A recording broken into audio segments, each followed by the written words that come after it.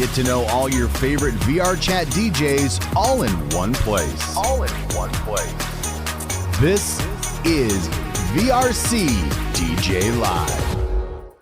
Well, welcome back, everybody, to VRC DJ Live. I'm Rob Roman, and great to have you back here on the program. And of course, just like the big announcer guy has said, we talk to all the DJs all the time, all the clubs, all the events that are going on within our community. It's super important for us to get together and not only talk about all the different events that are happening, but continue to engage our community into better choices, better lifestyles, better understanding of what it takes to be a DJ in this scene and in this economy. You know, it's kind of for me, it's an important program just so we can continuously check on the many different topics and things that are not only happening within the DJ scene, but in VRChat as well. So pleasure to have you here again. And of course, this is a live program. We're going to be here for 2 hours. So anybody that is in chat, you have any questions for our guests, feel free to drop them in. And this is your time. This is your time to kind of get to know all of us, to get to know our guests, and all of the different things that you have in your mind that we could definitely answer for you today. And today's guest, actually, we have two guests joining us collectively into one guest, which is a very fun time. One of the most consistent active DJ clubs in VRChat, celebrating 5 years in the VR scene, genres ranging from house, disco, hard techno, and dubstep, and also featuring VR dance workouts on some nights. We have Tiffster and Ssoxaltl from Just Party. Guys, finally we get you on the show. Welcome to the show. Hi. Hello. We're here. We're doing it live, and it's a good time to be here and talk to all of our favorite somebodies. And honestly, too, you know, I know Sox does the DJing, and we have all seen you DJ, but I don't think I've ever seen Tiffster. Tiff, I don't think I've ever seen you DJ. What's going on with that? Yeah, well, we don't. Well, I know a thing or two about the buttons and the sliders and the little twisty knobs, and I do have a crate and a little controller. But one day, maybe there's a set up my sleeve. I was gonna say, like, it would be a really good, like, debut thing to do. I'm not saying that, like, that's kind of the thing that most people do when they get a controller, and they're just like, guys, we're gonna debut, and I'm gonna do a thing, and this, that. Potentially. Yeah. But I think my talents lay elsewhere. But I would say anyone's able to do it. So I would maybe one day, but it's not something I'm actively pursuing. Apart from building a crate, which I'm. As everyone is probably. I would think the real question is what would the genre be? Oh no, that's easy. That's probably electro swing. There's some chiptune in there. There's just a bunch of like half jazz, maybe full jazz. Who knows? The wedding crate.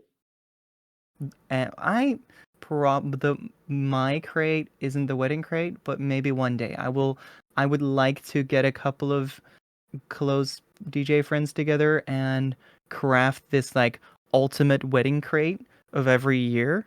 So we get like all the bangers, and like every year we release a Just Party wedding crate. I think that would be a fun project.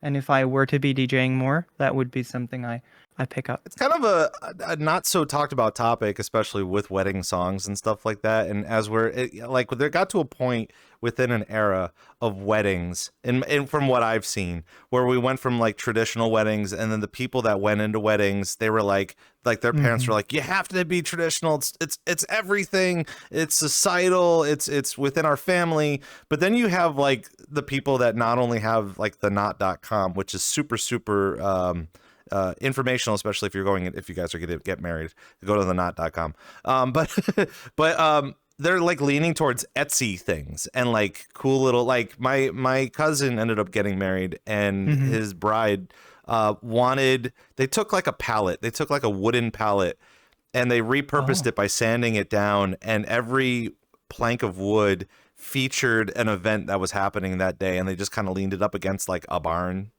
Like, it just seems like everybody's getting married in a barn, and I'm just like I understand it's cutesy and it shows like what's modern, but I didn't really would think that you'd be wanting to get married in a barn. Maybe. I mean, I don't think it matters where, as long as you are happy. but I think the wedding crate wouldn't specifically be wedding songs only. I think it would be bangers. I think it would be I think getting a call with Jigsaw and just getting a good list of bangers that anyone from any age group could go really good on. I think that's what I had entailed with the wedding crate. I think that's That's what would be called the wedding crate. what's rumbling in the heart. Yes. Yeah. What would be? Yes, it's not specifically just the wedding tracks, because those are. Get ready, guys. usually a bit too edgy. Y'all getting married. Like we're gonna have a rave in the church. We're gonna have a rave. I'm not entirely sure, but but guys, thank you for coming on to the show, and we definitely have a lot to talk about. And just as I've said before, if you guys have any questions for Just Party and all of the things that we got cooking up today, this is your time. You know, we constantly talk with the DJs, and we always talk with the DJs on behalf of the fact that, like, once they're done, and I know Sox could say a little something about it too, but like we get to a point where once we're done DJing, we just get off the turntables, we go and get a water, we like get a towel, we get a snack, we go to the bathroom, and we never really have enough time to kind of just chit chat though. So is that kind of what's your process? I need to decompress after a set. I need to just go under the floor and take a second, depending on how hard I've gone. But yeah, I too do tend to try and stick around. If an event books me, I'll try and stick around for at least an hour or two, and chit chat and have fun. But yeah, I get it. You get off the decks, you get over into the corner, and like 4 or 5 people will come up to you like, "There's such a good set, it's so good." And I'm like, "No, I need 5 minutes. I need a little bit of a decompress." Yeah, I really appreciate it, but yeah, just give me a little bit. Oh, your super fans coming over, you're like, sign my butt, sign this. I want a picture with the great Ssoxaltl. I don't know about that. I mean, I don't know anything about. Yeah, I would assume somebody's wanted to take your picture before, though. No, right? Yeah, it's happened once or twice. Everyone's got to learn these days. You know, it's just there will always be somebody that's fanning over somebody else, and then you get in there and you're just like, no, we're just kind of coming in here and having a good time. But just as a regular good time, just party. That's it. You come in and have a good party and experience a lot of the DJs that are performing in here. And one of the things I really wanted to touch upon really quickly is because occasionally when you guys have events, obviously you have events frequently on Wednesdays, which is super, super dope. We're going to talk about that in a moment. But I kind of wanted to know a little bit about the whole VR dancing segment thing. I know that shows up on the calendar every so often. And you know, I have been kind of talking with a little bit of some dancers in the VRChat community, and they're very open to accepting everybody to come in and learn how to either like start learning dancing full body or integrating their dance moves, you know, instead of just being static all the time. What is something that you guys take out of the VR dancing segments that you guys have during your shows, and what is something that you can continuously promote with it to kind of heighten more attendance? Sure. I don't think heightening attendance is the primary drive. I think it's mainly collaborating with another community that isn't purely driven on alcohol consumption. I'm not saying other places are highly focused on this, but in the years prior, there are some clubs who are purely focused on drinking and potentially other consumptions. And I would say that we are not highly centered on drinking, and I think that VRD resonates with that, also making it a fun activity for the whole crowd. And I think that's where we overlap, where we're having a good time. And I think it just resonates really well, and it always has for the, like, I don't know, like 2 years, 3 years. I think 3+ years we've been doing it. Like every last Wednesday of the month, we jump in together and we do a little workout session, and afterwards we sit down, try and get some DJs with some little more mellow music, and just have people unwind from after the workout. It's like a little bit so I can attend the VR dancing personally, but it's also because I think it's just a really easy way to get a workout in. I think it's really fun. I know when we do start learning about all the other extracurricular things in our community, and while VRC DJ Live is mostly focused in on the DJs and how they do the things that they do, comparable to also the clubs that also host those DJs, we also lose track over the little things that we could potentially continue to learn within our community that is super important, not only for the growth of clubs, but also to, kind of give you a better step forward in the community, because I feel like there is still a calling for people that want to either begin to DJ or like announce their debuts, as we were kind of currently talking about. But at the same time too, we've had many guests on here that basically explain that you don't have to be a DJ. When you come into VRChat, you don't have to do that. There's so many other things that you can be a part of. And with the integration of VR dancing, it kind of opens up your eyes a little bit to say, oh shoot, maybe I do want to learn a couple of extra steps. Maybe I am a little hesitant to understand how to be a more professional dancer, because we have those in here. We always can use more of those professional dancers, I'm sure. But it's also one of those things that's kind of like, it's so hard because we're always remaining humble. You go up to those dancers and you're in shock and awe. But some of them can be professional and some of them are just doing it for fun and hobby. So for them to kind of showcase that, it's going to be kind of based off of, I don't want to say you fanning out about it, but at the same time, it's, if you're going to go to a Just Party event, stretching's important. Learning how to do some sort of a dance is important besides a shuffle. I feel like everybody knows how to shuffle. We've already been 10 years down the road of learning how to shuffle. Sure. Sure. Yeah. But also too, like, I think one of the other, up and coming trends when it comes to that type of integration is even like yoga or meditation. And I feel like we have a lot of DJs in our scene that are constantly interested in meditation, but not sure how to do it right, or maybe not have an avenue where you're with like-minded people that could do that. So do you find that there are a lot of people that do not only come to the Just Party events to learn how to not learn how to DJ, but that just want to come to events? Do they find it like really interactive when it comes to like learning how to dance, or is it just kind of something fun that everybody just loves to do? Ooh, sure. I wouldn't argue that Just Party is a place to come and learn how to dance.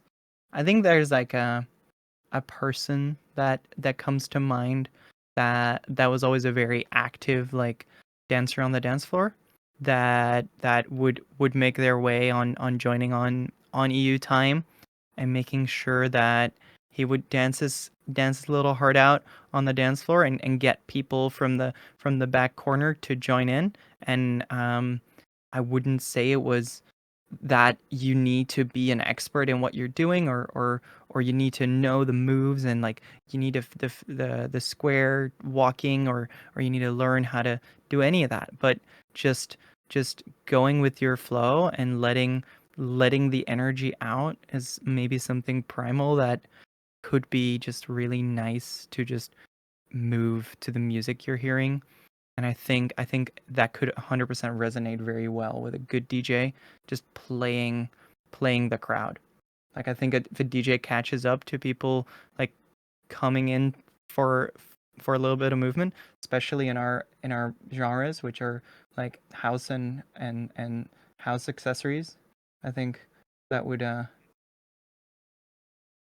resonate very, very decently with how we align. It's just like an additional add-on to the experience that you're going to already get from Just Party, is just adding in that extra thing. But just like, what was it? The phrase of, I can't dance, I have 2 left feet. I feel like even with 2 left feet, you could still kind of dance in circles. Yes. No doubt. But yes, people holding their water bottle, just sidestepping to left to right to the track, and then every so often raising their spare arm up for whenever the drop's ready to come. I think that is already step one, and from there you can go crazy. I wanted to talk to Sox a little bit about the aggressive schedule that we constantly see either on the timeline or even through Ducks Roundup and stuff like that. And I know recently we were talking between the three of us on how like you guys not only promote a lot of different events through Just Party, but it's you guys your staff community within your Discord, but you guys are constantly doing events and you guys are constantly coming in. Wednesdays are, again, a really big thing. And we're going to kind of talk a little bit about some of the events that are going on weekdays comparable to the weekends. Obviously, the weekends are really packed, but like, how do you go about hosting all of these likable events in real time? And does it seem like a lot for you guys to continue to do? I mean, compared to other clubs, I think Just Party is quite lax, quite low maintenance. 2 DJs, 2 nights a week. We do have people helping out with the bookings and helping out with the posters now, which is really nice. But yeah, I think Tiff's philosophy on it, which is great, is it's just after work drinks. It's not, this big high production event, right? We're just there to have a good time, and socialize and have fun and de-stress. And when you're doing it that way instead of the other way around, where it does feel like work, I think you can burn out really quick if you're not careful. Yeah, especially with yeah. Did you have something to add to that? Sure. Maybe to add to that, we've got like from day one or like in the first couple of months, we've learned that doing it all in your head and trying to figure it out is very difficult. So like we've set up a spreadsheet that does most of the like time zone that like all the hammer time calculations. So you don't have to do those. So just chuck in the DJs, we select them in the spreadsheet, and then we already have most of our prep done, right? Which is like announcements ready, links we already have like ready. We don't have to double check for links. Like a lot of the like grunt work we try to automate as much as possible, even though that was at first something where it was very painful to let go of the like passionate like, oh, we're going to be having an event Wednesday announcement, right? It was always a very cheerful like little message where it's like, I see you on Wednesday, and then it just became a copy pasta. But even with the where it is a maintenance thing, then it is difficult to maintain. And I think the most like least fun things you outsource. I think that is the plan. So going for a program that makes it very easy to make posters, not for a high quality program, but for one that you can do on your phone, right? Because a poster just makes it so much more fun, not specifically for us, but it's for the DJ as well, where we are basically taking their time and their effort, because they're going to be trying really hard for like 2 hours, and the only thing you're giving them back is an audience, you hope, because I can't promise that there's going to be anyone besides me and my friends.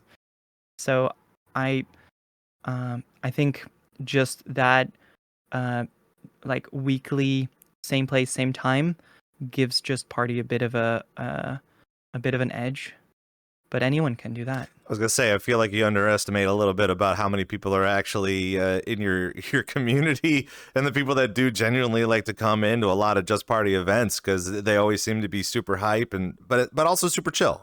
Like there's no immediate need and focus to have the need, but being able to be there and be in the moment, and the talent's always good. And you guys, again, I have to give you guys kudos for the kind of the playlist of talent that you have, or the role of talent that you constantly have coming in to party at a Just Party event. But that's part of the learning experience between all of that.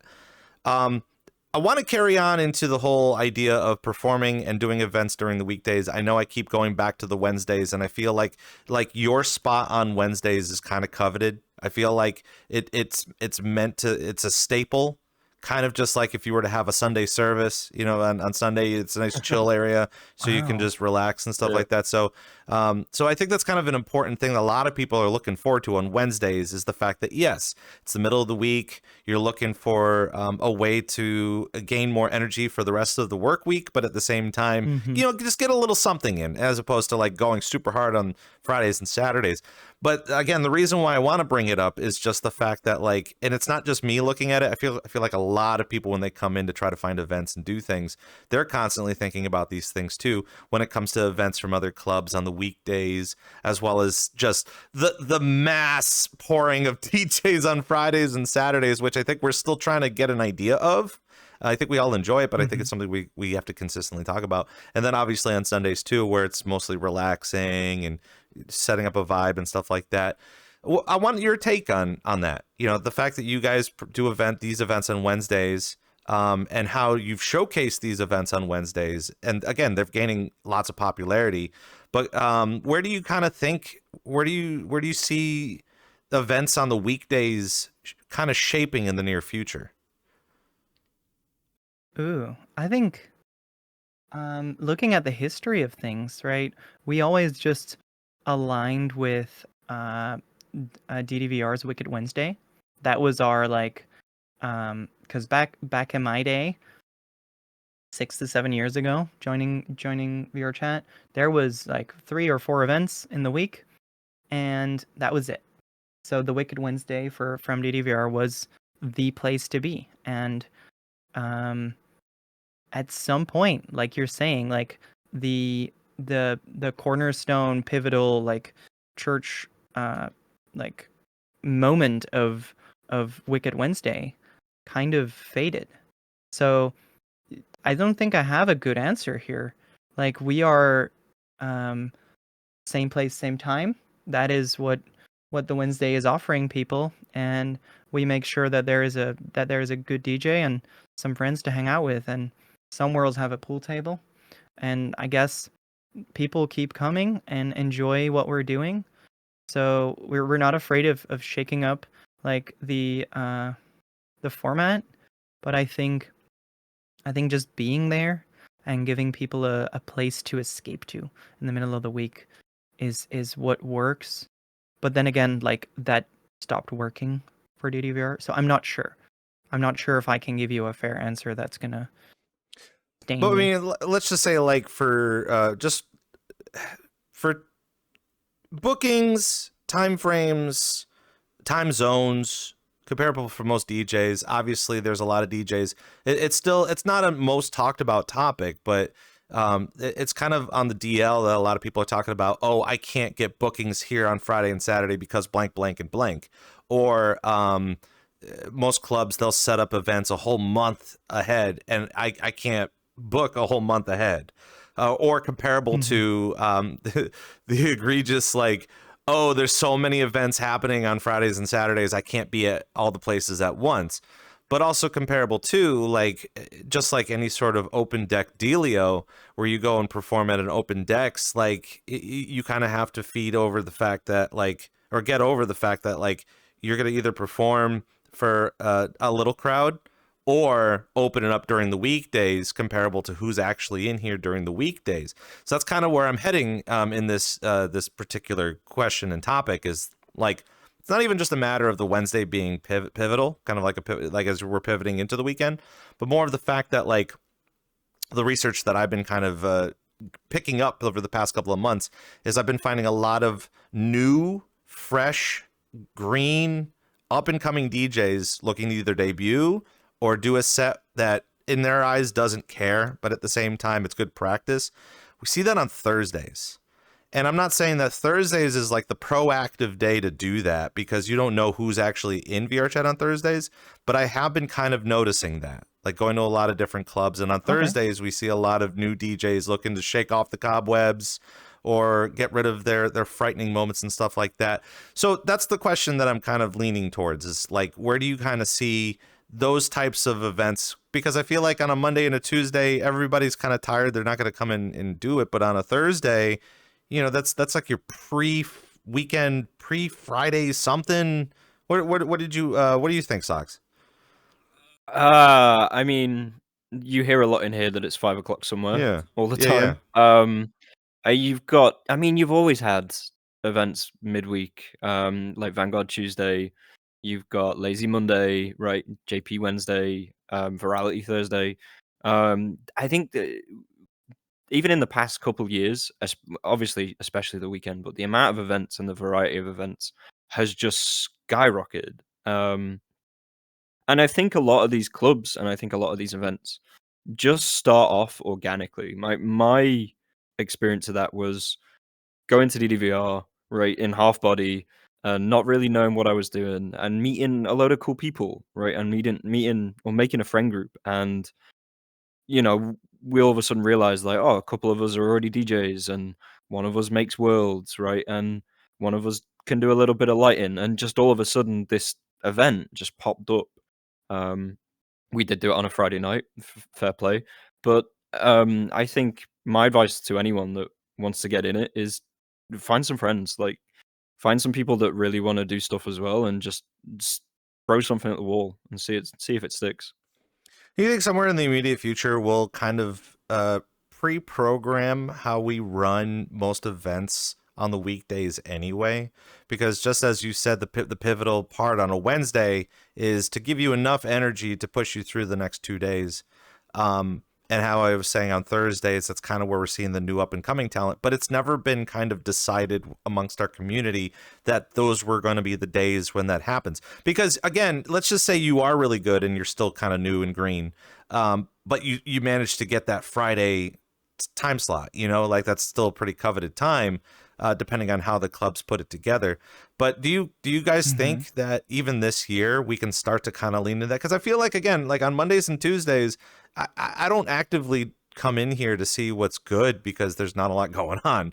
But that's also a missed opportunity to say, hey, if we were going to do a boom bap Monday, and we'll get some hip hop DJs up in here, but we're consistent with boom bap, comparable like Techno Tuesdays or something. Like, I feel like there's a lot of potential for clubs to kind of feed into that. I think so. Yeah. I think. Go. Yeah, I think bringing up Launchpad from Resumu, DDVR, and now Club O is getting on that, and they're given that new life that is entirely made to give new DJs a chance. And I think they're gonna exclusively pick DJs who have not or have little played in the past. So that is like literally a launchpad. And I think Pipeline is something Socks worked really hard on with like the wonderful people at Simplicity to make really pretty. Yeah, it was a fun little side project. It was just I wanted to give back to the community because we had, I think at the time it was around Christmas, and I knew like 5 or 6 people that had just bought controllers and they were just getting into DJing, or someone would bring someone up to me and being like, "Oh, they really want to DJ," and I was like, "Okay, let's just run an event specifically for new talent to get in here and just give it a go." And it was a lot of fun.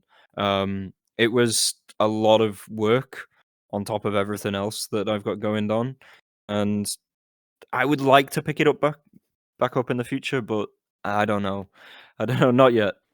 It's also kind of tricky too, because again, it almost kind of seems like every week there's always a new talent or a new DJ or a new something. And while we all have jobs and things to do, like I don't think that there's enough time for anybody to sit there and constantly like feed through all the submissions but at the same time being like throw yourself up there and kind of good luck kind of a thing. Yeah. Even a year. I mean, when was Pipelined? 1-2 years ago? Somewhere in between? Say a year and a half. Yeah, Like the amount of DMs I got, I was like, okay, who wants to who wants to see their name on the timeline, right? Who hasn't seen it before? And so many people reached out, and I was like, oh my god.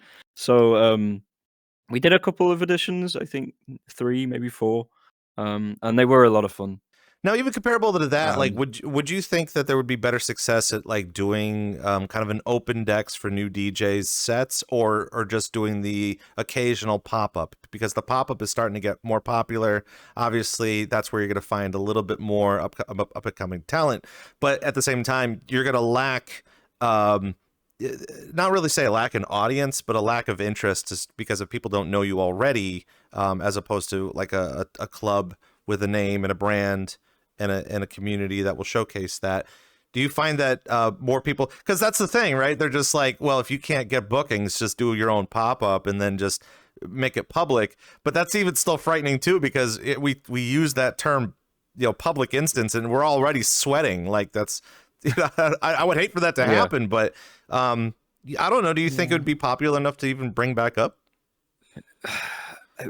Pipelined, you mean? Or just like, I mean, I don't want to even say it's not even a fear of open decks, but just like new DJ concept. Yeah, new DJs coming in to perform. I feel just party, I think, is quite open just to new talent coming in. If I get a DM There is from no bar. someone, yeah, if I get a DM from someone and they really want to play, I'll ask for a mix or two, give them a listen, and 9 times out of 10, I'll throw them on. But if you're a DJ and you're really starting to get into this and start to get interested, I would say Ye- we grab people more easily now more than ever, since we pivoted back to 90 minutes instead of 120.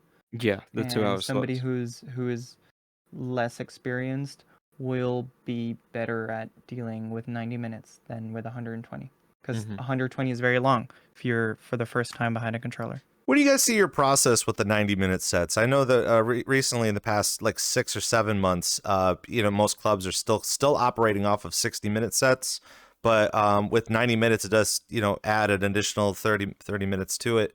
What kind of research have you kind of come across with that? Is it successful? I would say with the past like 450 events that we've done and DJs we've talked to, I think the 90-minute is the sweet spot. I would say, from what I can hear from most DJs, as long as you're staying within our genres, which is not too high energy, because if it's super high energy, there is no world you're doing a 90-minute set. Like, then I understand. If you're doing the DNB like nights, of course, like you cannot do 12 hours of DNB. People do. So it makes Absolutely, sense. people do Of 12 course, hours a day. of course. But like, if any crowd will be rotating through at that point, right? People will be leaving and retreating to like some hangout world to recoup their spare energies. And I think if you want to like sell the whole like energy flow from entering the event all the way to leaving, but also being able to come in at any moment, I think sticking around at that like 90-minute. And I think what Sox has been doing recently with knowing anything about music compared to me lacking all kind of skill, with like 2 or 3 genres can title. If you put me like against the wall and tell me I should label this a genre, I will probably tell you it probably has bass, therefore it must be a house, maybe. But I don't know. And Sox is very capable of speccing out a lineup to make sure that whoever is playing first will end up with a good flow for the second DJ, and make sure that the crowd is like not like shocked after a DJ swap. Because that is the worst thing, to like see a room clear out because you cocked up.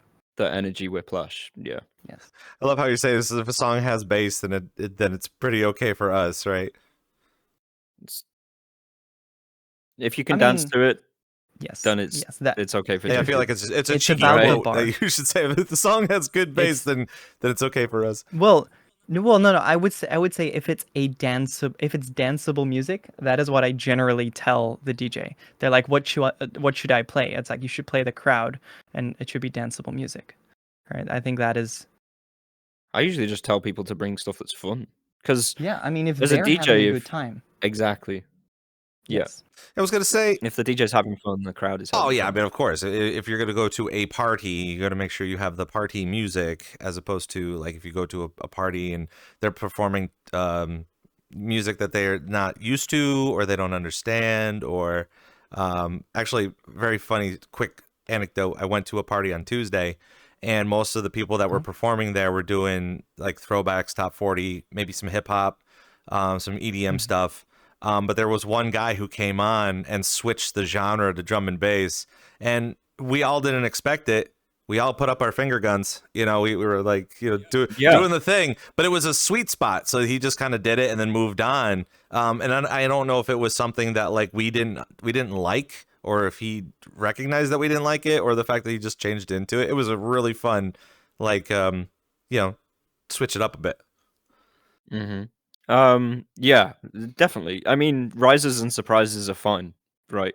But I mean, if you're coming down from say up tempo to tech house, right, or vice versa, that just whiplash of just bam, it takes a lot of people off guard. And I think that's what a lot of the bigger events and more specific niche events really try and keep in mind, is that genre, that energy flow that you need throughout a night, right?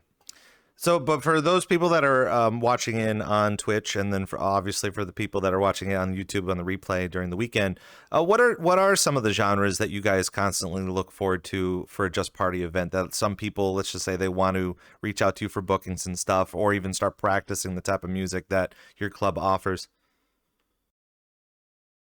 Again, as long as it's fun and you can dance to it, then that's fine. I've got a pretty open mind. Obviously, Tiff loves electro swing. Um, so, but yeah, Guilty. funk house, disco, drum and bass. We've had some hardcore DJs come in. Like I played a whole lot of hardcore at JP. Some happy hardcore. Yeah, I don't know if that's also hardcore. it's yeah. It's just a happier version of Uh, hardcore, I guess. It's in the sure. name, yeah. But yeah, I was gonna say something. Yeah, as long as you can dance to it and you're having a good time. Even if someone gets in touch with me and says, I like to play this sort of stuff, I'll be like, okay, let's hear a mix, and it might not be really what we have on a Wednesday or even a Friday night, right? So I'll just be like, that's great. You're not really for our crowd, but try over here, because over here's gonna love you and you'll fit in really well.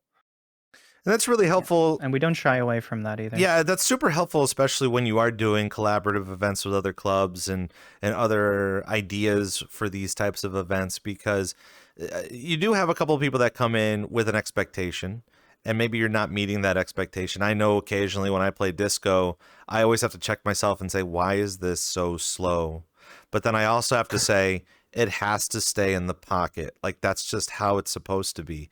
And if you can't catch that vibe, there are other things that other people can go to. They could be, griping about it, and they could be complaining about it, but at the same time, you're just like, I would rather you go and enjoy yourself than you stand here and gripe about it. Then I'm like, well, why are you? Oh, you're here because your friends are here. There's plenty of other friends at the other place too, that you'll get to know as long as you get to talk to them. So, but as we're continuously going on with this type of topic and kind of getting together and finding a Just Party environment, over the past 5 years that Just Party's been celebrating, I would assume that you guys have found lots of ups and downs when it came to either finding DJs or finding a vibe. How did that whole process go from when you first began it compared to where it is now? Sure. I mean, finding a DJ very early on, it really wasn't that difficult to reach out within the community, because there was just like 12 people joining the instance back in the olden days, and at least half of them wanted to DJ, and then the other ones enjoyed the dancing. There wasn't really any competition, so that sounds very, very rude. No, there was a couple places, but even especially for the EU scene, there wasn't really anywhere else to go. So we already accumulated like a decent scoop of people who like DJing and had a VR headset. And back in like pre-COVID, like freshly growing into COVID, you had enthusiasts, and then we got everyone else from COVID coming in, and we already had a list of like 25 DJs that were quote unquote on call. So I don't think early on we didn't have that difficulty because people were ready to be asked. And then later on, I would have to ask, because generally I think people just call us or send a message and be like, "Hey, I would love to play," or we're at that point now, I think, where I can just be like, I want this person and this person, and I'll shoot them a DM. Right? Or we haven't had this DJ in a while, or hey, or I miss you, we should hang out. Like, I'll just give them a booking. So that's a really nice place to be in. There has been times where it's been a Wednesday at 5 p.m. and it's like we still haven't got anything booked in, no poster, no nothing. It's just like the event speed run in a couple hours. We'll throw something together. But these days it's nice, right? We've got a couple of people now that really like helping out, and we've really got a flywheel going of bookings in advance, posters. We Yeah. would just turn up, have a good time. I think the problem now is it's just what's it called? Target overload. Like there's so many DJs now. You don't know who's good, right? I try and get to as No, many clubs I and think everyone's gonna be great. That's the thing. Anyone showing up at the event, standing behind the desks, sitting. I'm not judging. So I mean, I would say that anyone showing up and doing their thing is gonna do awesome, and the music's gonna be great, regardless. So the only thing we need to worry about is offering a stage to the right person at the right time, I think. And if people want to grow and want to become like this big like streaming every day, going really hard, like trying to be the next big thing, I think maybe that is that has a place for us, and we'd love to give a platform. But also, we only have 4 slots a week, so that is like, so everyone would love to, and we'd love to have everyone. But also, if we shuffle through every VR DJ ever, then people can go like once or twice a year, and Mhm. then so there might be some like whoever comes to the event has like more chance of actually getting booked because I we think like to hang out with friends. I think that's It's true not for any venue. I think for that's sure. some advice I'd give to anyone that's coming into this and is quite new and quite green. Go through the timeline. Join groups. Like go and find an event that you really resonate with, and that you really enjoy, and you really enjoy the company of, and go through that to get a booking. It's just going to be so much better, so much more organic, and you're going to feel better because you, instead of being this new DJ coming through, you're going to already have a community and some friends that are supporting you through it, right? And through there, you'll meet other friends and you'll meet new people and you'll get talking, and then the whole thing just sort of snowballs. I know it's kind of a little bit of a hard topic, especially because number one, this is the second month of 2025, so we shouldn't have to be already discussing this so early, but we always like to kind of bring it up every so often just because, again, within maybe every 4 months, something, a big major event happens, whether it's like an IRL event or a convention meetup or, so a festival, if someone's doing a festival in here or something like that. But I did read on Twitter recently that there was a member of our community that did open up a little bit about the VRC DJ community over the fact that they have started receiving Burnout.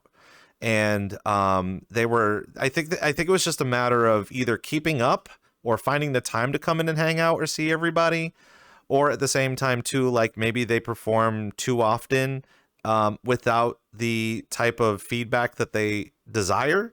And it's kind of one of those, like, you see a lot of the DJs that go and perform and they have big crowds or big energy and people are dancing, and it's never that way all the time. And we have to constantly kind of go back and forth. But like, do you think that this is normal to have burnout so early on in 2025? And what is something that we can do to kind of to ease that? Sure. I mean, I think it totally touches on the um a little bit of the winter, like January blues, right? It's dark outside, you have little energy, your hopes and your dreams are high, and you want to build something awesome, and you're very hyped about it, and you want to express it, and you just want it to go right because you don't want to fail.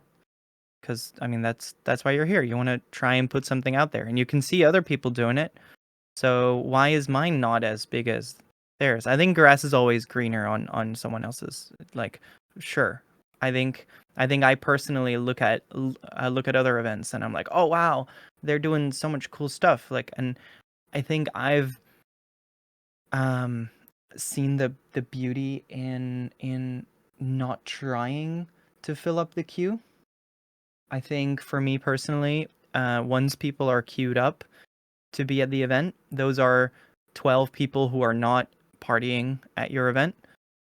And I think aiming for the 60 to 80 people is the sweet spot because it doesn't scale. And that is something I have been hammering at myself. You can't go bigger than that.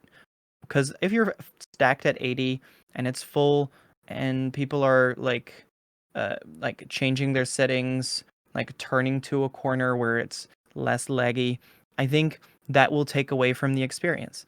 So aiming for what Just Party always has been, a like smaller world where it doesn't really work to have stupid numbers and it doesn't look like a big crazy party world. So the energy explains itself right when you walk in. I think keeping it as just a party very much has kept me sane and not burning out, because whenever I'm worried about it, it's like, come on, it's just a party. Relax. Like, it's going to be great. And that's with, if you're trying to do something like more crazy with like, okay, we want to do like a real-time lighting, awesome video, we need somebody to like record everything, and now you're managing people and it's becoming a job. And I think it's very important to not turn your hobby into a job, except for when you're getting paid for it. But in this area, it's very difficult unless you're called Muzz to do it to that extent. The name drop. Yeah, I think from a performance perspective, like as DJing, as someone who has touched on or hit burnout once or twice in my time, yeah, I think it seems so easy, right? Saying yes to all these bookings, 2, 3, multiple bookings over a Mhm. weekend. It sounds so easy because you're at home, you have the headset on anyway, you're gonna be having a good time.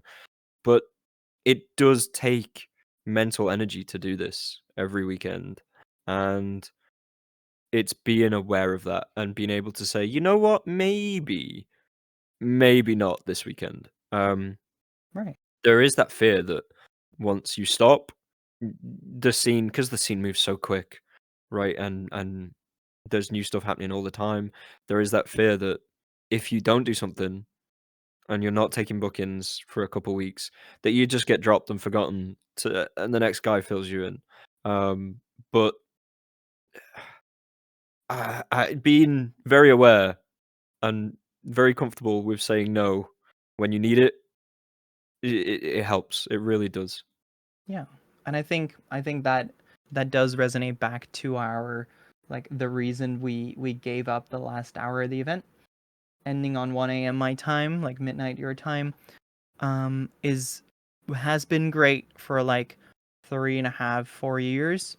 But getting that 1 hour extra sleep while I also have like an 8 to 5 job, that, like, the nighttime is good for me to also keep me functioning on my day job.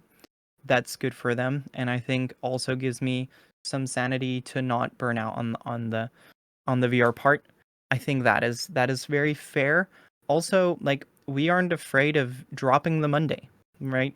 We had hard Mondays like 2 years ago for like a couple months, and we offered a spot for more harder music than we offered on the Wednesday and the Friday. This gave room for a bunch of DJs to come in and do their stuff. The only problem is I don't like that music. So for me, it's very difficult to host an event that I'm not resonating with. So some people in the community were kindly giving uh, uh, that stage for the DJs to do something cool. But at some point, we collectively chose to not continue because it took a lot of time to host, and it was not it for us. So also knowing when to scale, I guess, is maybe an answer. So, or knowing when to say I'm good, I think is also fair. all of this is super important to get a good understanding, and you kind of drove it to the point super quick, which was the fact of cabin fever and the fact that it is still winter. I know for me, I live in Florida, so there's no snow here. It's like beach weather. Everyone's having a good time, yada, yada. But there's still plenty of people that are like, oh, I'm still digging myself out so I can go to, you go to Timmy's or go to Dunkin' Donuts or something, get yourself a coffee or something.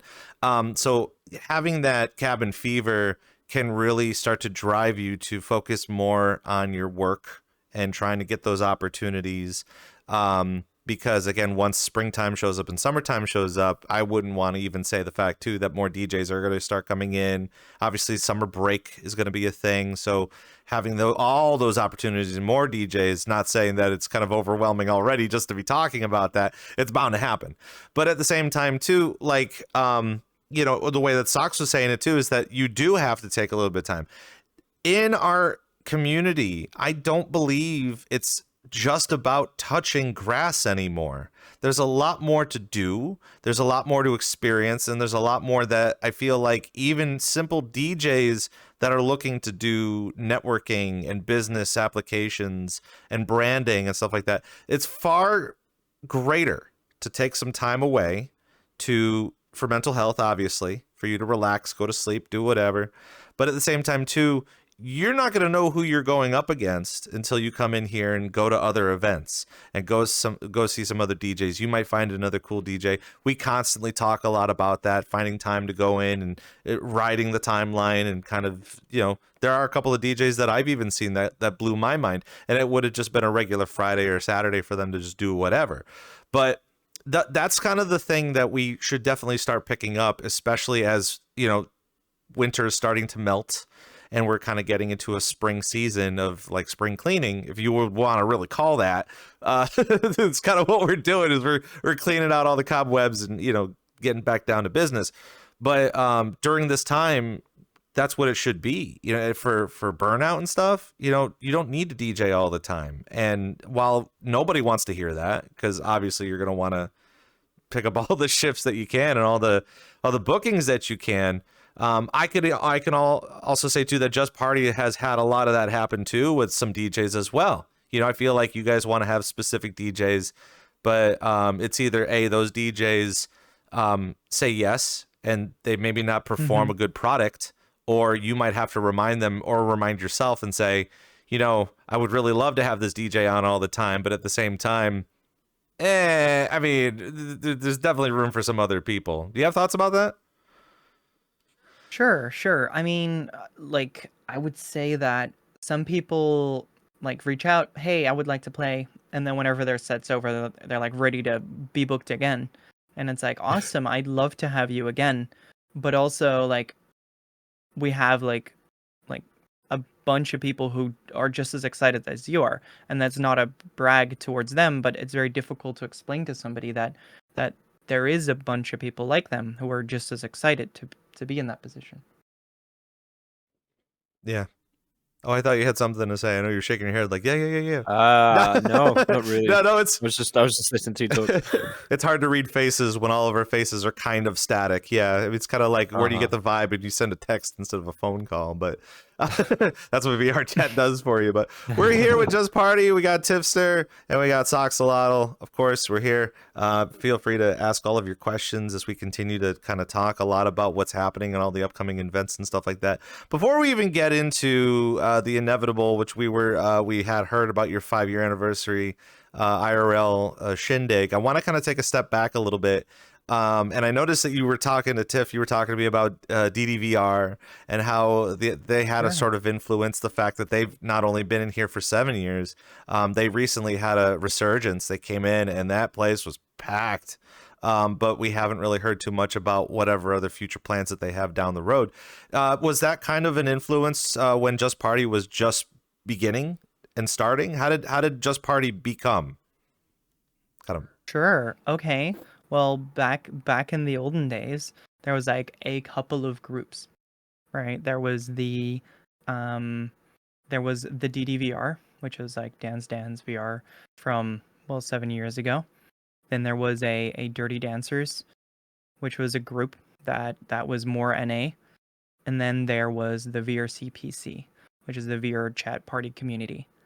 those were kind of early days, and there was very big overlap, right? So from DDVR, MVP sprouted, or like some of the staff changed over. It was very dynamic, like start of the universe kind of story, right? So some people clumped together to make this event, and some people clumped together. We're talking like 10 people, 7 people parties hanging in a Discord call for the DJ to stream over Discord because there was no player, right? It's old school, right? Worlds did not have players. We just found a world, Chuck jumped in a Discord call and called each other.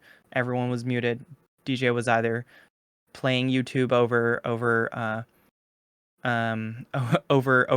mic or just in the Discord. It was very very early dancing, but like 7 people are having a blast. Like the first 7 people with full body tracking were dancing around, and I think it was very early on, and like we couldn't have like 6 million polygon avatars because you would crash about 12 times a night. Like that is default back then because it wasn't optimized, and we knew it was never going to be. It's better now. But like VRCPC is what the EU crowd had as the Wednesday and Friday, which was the 9 p.m. till 1 a.m. 2 DJs Wednesday, Friday. That's what the event they had. It was run by Nietzsche Luna. The community was ran by Spoon Pie, who very likely will still be around. Nietzsche Luna has moved on to streaming content, so you can find them on Twitch or somewhere, probably. And at some point, Spoon Pie ran the community, had a vacation, and had like a distant role within the community, and there was some beef, as VRChat does, and the parties organized by Nietzsche Luna moved away from the VRCPC, and it got an ironic name called Just Party, where we didn't want the drama. And there it began, right? Just Party got its little home as a Wednesday and Friday Just a Party event. Because VRCPC didn't pick up that time, they just ended the events because we have beef. That beef has been closed because it was over nothing. Someone drank a little much, but had potentially, and said a thing they maybe shouldn't have. But you know, it is what it is. And now, like I would say, like very early into that, I joined in Just Party to help organize and host the events. And like months or like a year and a half into Just Party being Just Party, I found myself exclusively doing everything. And I was like, I really like doing this, and I need this as a person to continue my day to day. But for it to be your thing, and me not knowing if you rug pull me like someone rug pulled you, I need a little bit more security. And I'm like, you've moved on. You're doing other things. Maybe you should let go and hand over the backpack. And then that was a very difficult conversation because it was like you can just make your own community, right? And then I made a little bit of a scuffle, and I was like, well, isn't that what Just Party isn't about, right? The whole reason that you ended up making Just Party is because you didn't want that scuffle, and it's about the party. Yeah, I was going to ask you, And- like, even when you first started Just Party, were the ideals kind of the same at the beginning compared to where it is now? Obviously, there was a little bit of drama involved, but comparable to the fact that you want people in your community to just show up and have a good time and vibe, comparable to, you know, the drama of, let's just say, 2019, 2020, and even content creators back then. I would say that very little drama has taken place, especially because we're all just like hanging out and having a good time. And I think the core value has always been for me to, when I'm organizing things, that it needs to be fun. There can be like a couple of events when you're like through with it, and you're tired and you just want to go to bed, and you don't like this particular DJ because something, but I think if it becomes something that you don't like, then you need to take it behind the barn, and you need to let it go. It's not for you. Have a little chat I with a think shotgun. yeah, Kind of a for sure. thing. Speaking about the origins of Just Party, I think a lot of people, while people love to come in and rave and party and go to these events, again, just like Sox was saying, just as soon as you're done DJing, you go and go get a snack, you go to the bathroom, get some water, or take a nap or something. I don't know. I feel like the people that are a part of the community don't really know the people of the community. So I feel like this would be a really good time for you to kind of just showcase how you even got invested in VRChat and what inspired you to get in here and how you learned about VRChat. Oh, sure. Well, one day on my Steam, there was this notification. I think it was May 1st, 2019 or something. I got a message from the system telling me, Steam, being like, "Hey, we have this new VR headset. It has 144 hertz, and it's within your price range." So I day one ordered an index, knowing that either today I can do VR or I can never do VR at all. But I just blind ordered an index, knowing nothing about VR, and Pretty then impressive for a price point, though. I mean, it's kind of expensive to be like throwing money to the wind about. Yeah, I don't know. I just got out of a relationship, and I wanted it to never date ever again. I was so over it, right? Never making that mistake again. So I clung to whatever I couldn't cling to, and I went in there and I joined the weekly VR events in the Valve Index unofficial Discord, which there was a bunch of people where we did Pavlov, we did some Climby, some like VRChat, what was it? Werewolves. It was Among Us before Among Us existed, right? So we went in here and we played a game of werewolves, and I was like, what is this? What else is here? Is this just a werewolf simulator? And then at some point, I found myself hopping around with some of the other people at the event, and we found some void clubs, and jumped around and found out that dancing is a thing. So I got myself some trackers and got in front of a mirror and hopped around, met wonderful friends like Zero AI, who were just public mirror dancing, trying to get the wolf boys out of their chairs. It was funny. It was a good time. And then at some point in time, that kind of rolled into the DJ community. That rolled into DDVR, and from DDVR I found VRCPC, and that then became Just Party. Then your whole life changed because that's all you want to do is just party. I mean, we all only want to party at the end of the day, right? I'm also interested in Sox's journey too. Like, when did you even start, and did you find any? I feel like a lot of people, when they learn about either the DJ community in VRChat or just VRChat in general, they're always constantly going to the YouTube videos. So I think a lot of people at home are interested to see what your journey was, how you got interested in here. Yeah, so a bit of background. I used to go to a lot of raves and festivals IRL pre-COVID. Like I did Tomorrowland, I did ADE, and a bunch of others. But post-COVID, I broke off a long-term relationship. Sound familiar? You guys are good hand in hand now. Oh my gosh. And then I moved back in with my parents, quit my job, had nothing to do. And I remember being at home one day, and yeah, YouTube recommended me. I think it was either the Resident Advisor or the Straz video that was like the VR rave scene.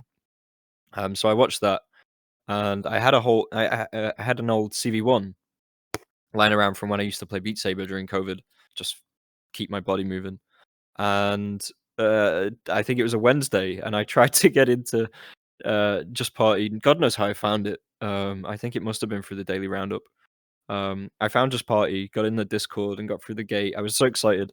And then I realized that uh, the Discord invites don't work because back in the day you had to have the host friended to get in, right? So I remember like troubleshooting for hours, like why can't I get into this thing? Figured it out and ended up in DDVR that night. Stayed there all night, absolutely fell in love with it.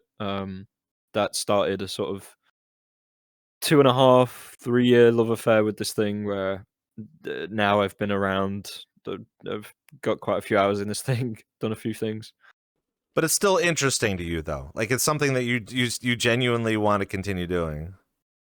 Yeah, it's the most creative and varied music community that I've found so far. Like, I don't know, there must be some out there, but I've always loved online communities. Like, I was just a bit of a nerd growing up. Yogscast, and PewDiePie, and all those other big YouTubers that I just used to watch all the time, right?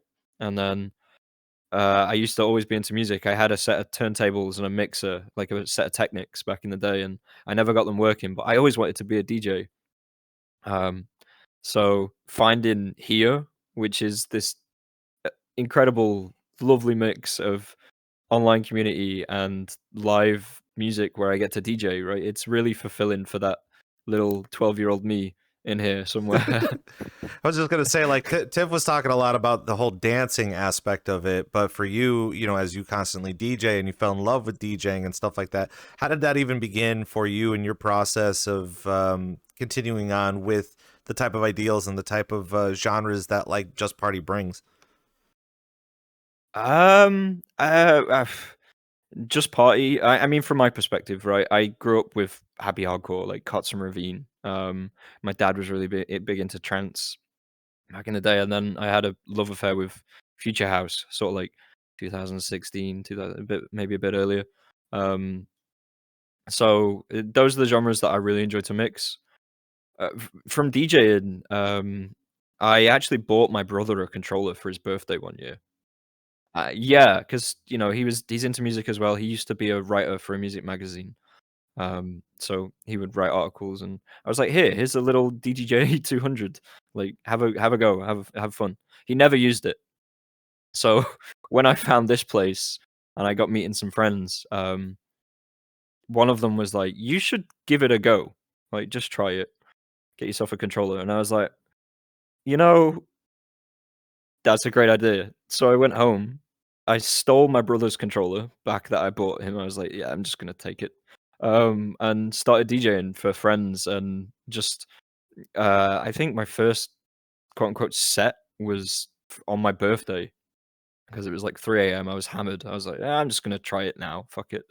Um, and that element of just have fun, just fall in love with it, and don't get into this thinking you're gonna get get a paycheck, or you're gonna get famous, or do big things. Right? First and foremost, you should be doing this because it's fun and because you get fulfillment and enjoyment out of it. If you're not getting that, then it's not sustainable. It's constantly fun to think about that too, because again, there's so many different moving parts in our community, especially with understanding genres, understanding the vibes that come with that. The only way that I can really explain it is just like there is a difference between Hot Topic and like Abercrombie and Fitch. Like you're all wearing clothes at the end of the day, but at the same time you're trying to kind of live into that vibe and that understanding, and just as you were saying that at the listen, you can't say that both those types of people wearing Hot Topic clothes or Abercrombie and Fitch clothes can't be holding hands while skipping down the beach. I mean, they could. Would it be funny to see? Absolutely. But at the same time, like it really shouldn't matter, as long as we're in here having a good time and learning and understanding that. And I think that's the beautiful thing about our community is just that fact too. It's just like there's a lot going on, but in your particular case, it really shouldn't take a lot of energy for you to come in and have a good time at all. We're absolutely spoiled in here in regards to genre, right? When I first got in here, there was a lot of dance floor D&B, and I started with dance floor D&B just because it was the thing everyone was mixing at the time. But there's something for everyone in here. I think Just Party is a great gateway. It's low pressure, not as intimidating as some of these bigger clubs. You can just get in there and meet some people and see how it works, right? And it's a good springboard to get off into those other more genre specific or music Higher pressure. experiences, right? But we're absolutely spoiled. You got things like Hardbox. If you want to go heavy into the hardcore, and then you've got like I love Static. I've said this before. I'll say it again. Static is the place I go and just blow off steam sometimes. I've had some wild nights in there, and then you hear some crazy, just insane genres that you just never hear anywhere else. And then you've got things like Light Dimension on a Sunday, which is this lovely audiovisual experience, and you never know quite what you're gonna get when you go in there. But it's we're spoiled. I know you said you brought up drum and bass. Where do you see drum and bass going in the future? Do you think it's still? You think it's still very popular in here, as everyone claims it to be? Drum and bass will always have a space in here. It absolutely will. It's a great genre. Like people could go like absolutely nutso to it if they really want, or just vibe. It's great. It's good. I'm not gonna say anything bad about DMB. I know there's always there's a few of us that are kind of constantly considering jungle. Everyone's like, well, we're gonna bring jungle into VRChat. I'm just like, I think a lot of people are ready, but at the same time, I'm like, I don't know. I mean, we'll get there when we do, but if it's gonna be an ongoing thing, this is where you have the problem of being in the wrong time zone, because if you end up with some Brits, you will get some. Well, that's what I'm saying too. Is like there's so many Brits that are in here that they're encouraging me. They're like kind of like snake charming me over, like come over to the United Kingdom, and I get over there and they're just like put up your fingers, you do this, get into the jungle, and I'm like, what did I sign myself up for? It's massive, right? Yeah, it's addictive. It's great. I'll let that seep in through my skin if I ever have to. But I think a lot of people are also interested in your basement venue, and I want to talk a little bit about your basement venue because I think it's very unique, but at the same time, like I think we're all waiting for version 2.0, but at the same time, tell us a little bit about your thought process about the basement. Sure. Milwaukee BASSment is not our venue. This is just a public world made by a wonderful world creator called Puddin, and it was commissioned by a couple of lovely people.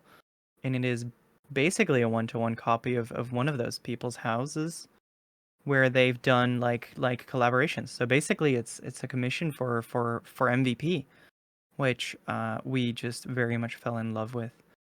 So I get no claim in this.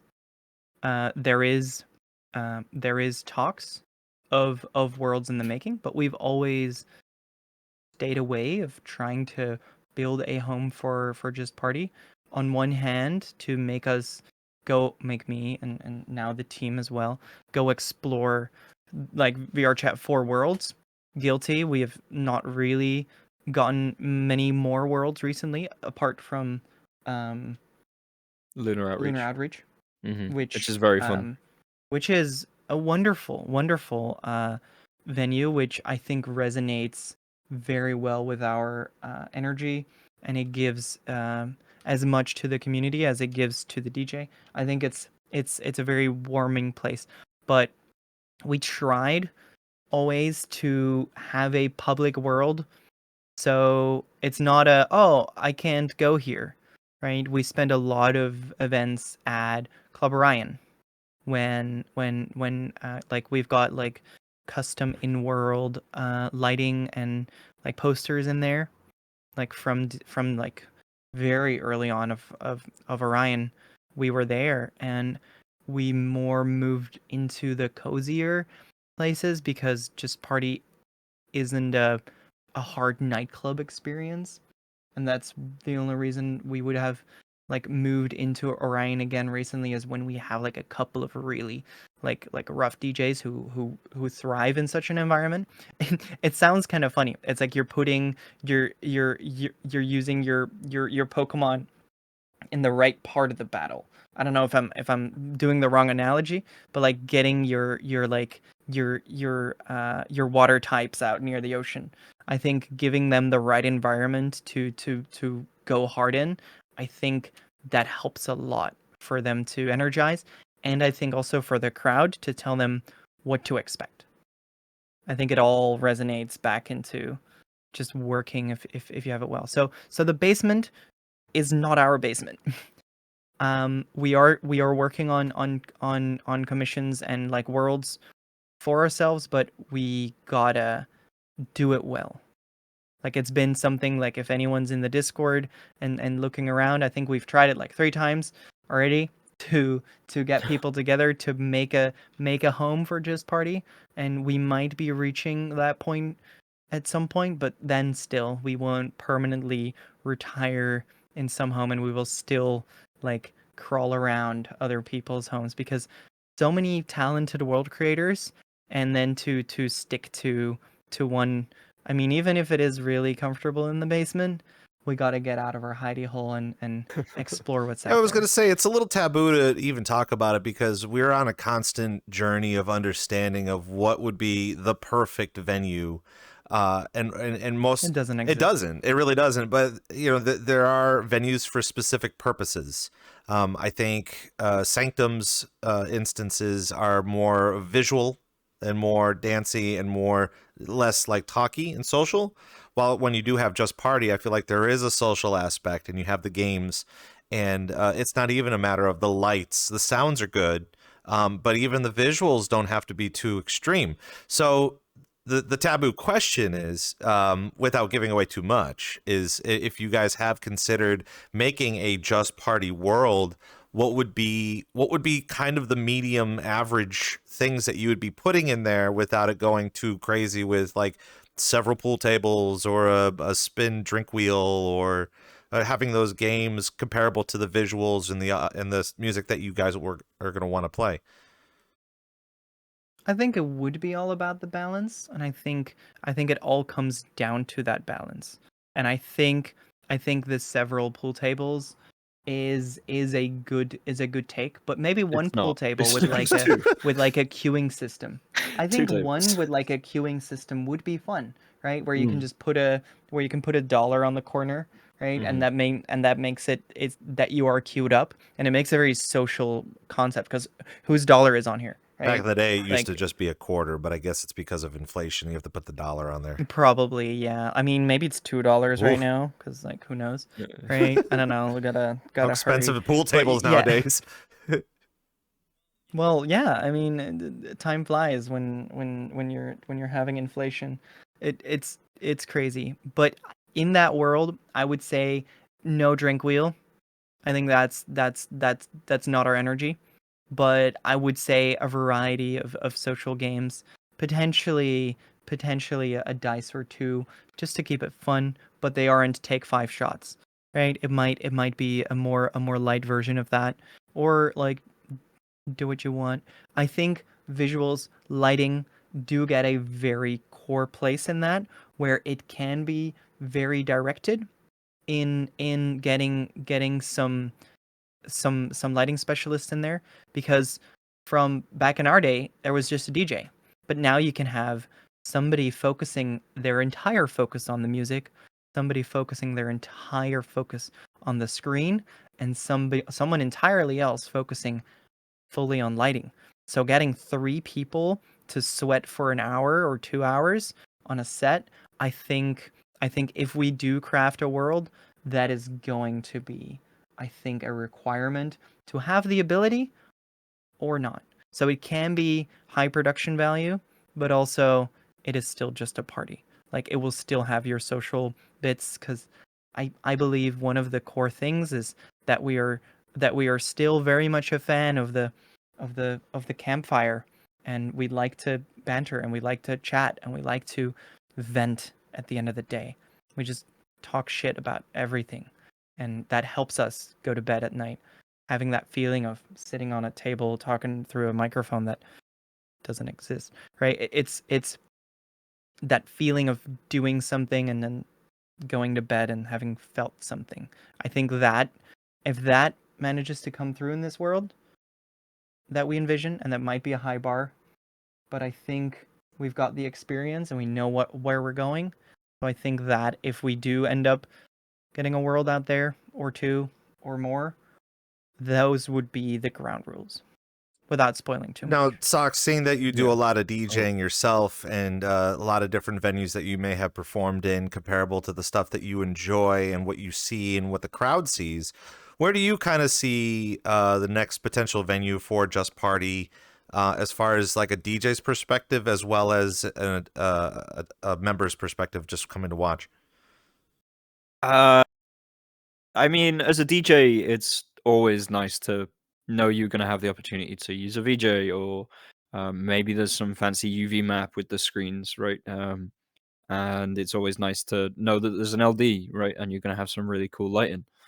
Um, from Just Party specific, I wouldn't want to. I wouldn't want to curate someone else's experience. Does that make sense? I think if you want to go to those curated, more specific events, like that niche is filled. It's there for you. Um, I think having a world where you can feel the space, where you feel like you're in it, like it feels uh in a sense realistic. The reason I like Milwaukee, and I really like Malice as well, which is another one of the worlds that we use, is because it does cater to different types of experience. Some people, yes, on a Friday night want to go hard and bounce around for 5 hours and get lost in the visuals or the lighting, but some people just want to sit by a booth, right? And it's exactly what Tiff is saying, where we don't want to force an experience on anyone, right? We just want to create a good space for a Friday evening or a Wednesday evening where people can just come and chill out and uh, just get that tension of the week off. I think all of that's really super important too, because again, from time to time again, I don't know if you guys hear the same type of comments and suggestions that I do occasionally, but there are lots of people in our community that enjoy some time off, comparable to some of the harder venues, the harder music. I don't even want to throw the card of like we're all getting older kind of a card, but like at the same time that, you know, You are? well, not just me, but almost like, you know, when the younger kids and they start moving up and they're just like, oh, why do my bones hurt? Why does everything, like, I used to know how to do this. And then they're looking back and they're just like those damn kids. And so like, they're kind of that whole process. But honestly though, like it's also kind of aiding to shaping more variety in our community based on what people are actually looking for. And I get it all the time where while those hard events and hard venues are really good and there's lots of energy and lots of lights and stuff, it's also very okay to take a step back and kind of party and just have a nice vibe and socialize and talk to people. And the reason why I hear it all the time is like it's the same type of reaction as if like for the VRChat streamer nowadays, where they're just like, oh, I really want to do more VRChat, but as far as the Twitch category is concerned, like it's very tough. I mean, I'll kind of leave it with that because I think we all know where that's leading. But at the same time, too, that every time you come in here, you go, man, I really wish I could do more VRChat streaming, and then you have to wait like a couple of weeks because you just don't have the energy for it anymore. So it's like kind of the same thing when we have some people come into these instances and these events and stuff, and they're just vibing and having a good time. It's a way for them to remind themselves that they can do that, and that's okay. You know, you don't have to come in here and be too edgy, or I keep using that term, and I really regret saying it all the time. But at the same time, too, you know, it's just you have to put up so much energy to exert so much energy with the music that brings so much energy. So having events and clubs just like Just Party are super important within our economy, just because like we do need those downtimes, and we do need not the downtimes, but just like the times where we can just relax and not have to go too crazy while enjoying ourselves. And all of that is super important to a better understanding as well. And especially with the basement, you know, I feel like we all have a basement, We've all kind of done, we've all lived that lives a couple of times before, or we've known someone that has had a basement and you're just like, I miss their basement. So obviously the basement is kind of a very cool venue. Wanted to do a little bit of a shift of focus. We might talk about another topic a little bit later on down the road, but obviously one of the things that we were discussing on this show, by the way, VRCDJ Live, it is live on Twitch, and we're sitting here with Tiffster and Ssoxaltl from Just Party, and we were kind of, I don't think the term shocked was a thing, but it was when we received the news that your 5-year party, IRL party, got postponed. There were a lot of things in the background that just weren't working out for you guys, as far as the logistical things. And while all of that is super important to bring up, obviously we're going to continue the hype of understanding of what type of IRL experience that you guys want to put together. So let's start at the beginning of it all and understanding that the fact that you guys have wanted to set the bar pretty high by putting on this first time Just Party IRL event. Talk to us about that type of process that you guys had to go through. Sure. Okay.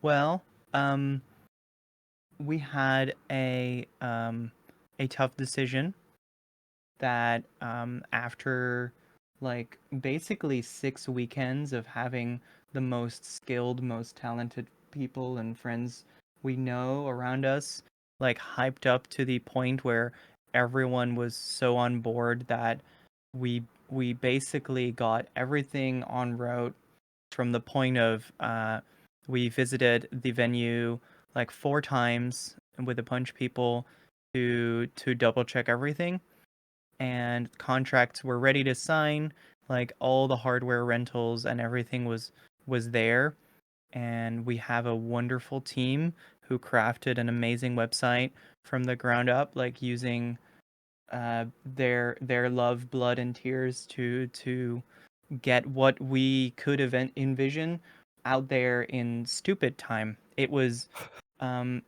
our biggest cripple here that only came to mind when we were ready to send tickets was that starting in November, end of November, with a Christmas holiday and everyone working a full-time job, realizing that 6 weekends is not enough to organize an IRL event, and then giving people like 32 days to buy the tickets probably is a little tight. So when we finished up everything and we basically ran like a hound dog and got the rabbit, and once we were holding that and we were stun locked with the question what now, we learned the hard way that you can't just book 2 DJs the same evening, make a poster in a mobile app, and then chuck it online and have people show up. Like, there is a translation of event organization that we have brought, and some beautiful skills that we can take with us from this. And there was a healthy scoop of things that we did not know. Like, doing IRL stuff, you need to look at security, you need to look at making sure that everything you do is right, because translating the VRChat experience into an IRL event really isn't that simple. You can't just do it. Where I think we were just too late with starting it, and where we had the button to press to go, going into a substantial financial debt, trying to climb out of that in 1 month was maybe a challenge, and one that we were maybe ready to go into, but also we made some choices near the end that we clipped off some of the things that we really wanted to do. So when we already did some like consensus and we gave up on some of our hopes, and then we rushed to get something that we're okay with, then the realization of maybe pushing it and doing it well was the right choice here. Because I think it's important to say this is something that we really wanted to make happen, and we wanted to do it in a way that made us comfortable. Like, this really was going to be an all-inclusive event, right? You would just literally show up to the venue, your hotel room was there, all your food was sorted, and your drinks were on the house, right? It got to the point where I was waking up on the weekend. I was waking up, barely eating, getting a coffee, getting straight into a Discord call, and I would not leave that call for 12 hours, right? And then I would go to sleep, get up the next morning, and do it all again. And there was really an incredible team that had so much passion and put so much energy into it, especially with the website. Props to them, the people that did the visuals and all the promo material, like just going for it. And um, it just wasn't meant to be, was it? And we didn't want to, one, put ourselves into debt, with Tiff especially, and we didn't want to push something that we didn't think the people wanted, right? The people that were going to attend this event. It for if it was me, I wouldn't want to be given a month's notice for a €450 ticket, right? Like, fair play if it's $60 and I just turn up to the venue and I have to sort everything else out myself, then that's fine. But this was on us, and while what we made was good, what we made was going to be awesome, and it will be awesome in 12 months' time. It just wasn't good time wise, and I think that's ultimately what it comes down to. I know we were recently kind of talking a little bit about the kind of obviously the idea of creating events in virtual reality. I'm not saying that even that alone is easy. You still need a team to kind of make posters, do staffing, learn about bookings, and get a good venue and just kind of piece it all together in real time. So that's a good stepping stone to kind of set it up. But also, too, very intimidating for a lot of the groups and clubs in our community that constantly see some of the other groups perform and do these big IRL events too. And by any standard, not like huge like festival events, but at the same time, lots of moving parts, lots of money involved, and we never think about that. We never think about the money part. We never think about even the booking part. You know, obviously, especially for a Europe-based community, being able to pull all these talents from different countries to come in to perform, that's also kind of an important thing to kind of discuss. But one of the other reasons why we bring it up, it's not a matter of fact that you guys didn't fail. There's no failure here. You guys are learning. And I think since you postponed it, that learning process is just going to grow into a massive, awesome project, which you'll gain further successes down the road. But all of these topics and all these things to discuss are super important for our community because, as I was just saying, a lot of IRL events happen. They've been happening for the past 2 years. We all see it. It's not a matter if we do see it or not. Everyone talks about specific things. So, for example, Unearthed performs a little bit before Liquidity. We have Four Seasons, kind of a big thing. And not even to bring up the fact ShelterCon is this massive project. But kind of getting an understanding of that, comparable to like hobbyist DJing ideals in here, learning the business aspect of it, learning all of the behind the scenes stuff on it, is super encouraging for those clubs that are celebrating a big milestone, just as Just Party is for 5 years.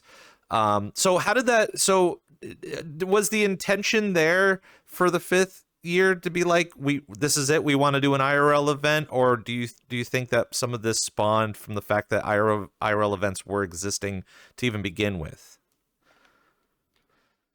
I think there might be a little bit of a hybrid there, where we really enjoyed going to Fishbowl. We really enjoyed going to Four Seasons. I have enjoyed a couple of Unearth events, and it's been really fun to meet everyone, and like seeing someone's face pivot from a stranger to a friend with you speaking a word, or like meeting someone or seeing their name tag on their badge. Like that is I think one of the most like most real things that VRChat has to offer.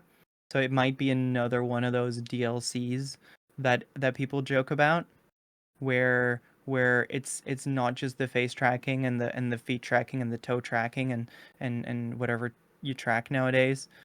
Um, I think I think going out there and meeting the friends you actually have built a meaningful relationship with over years, and actually realizing that these people are just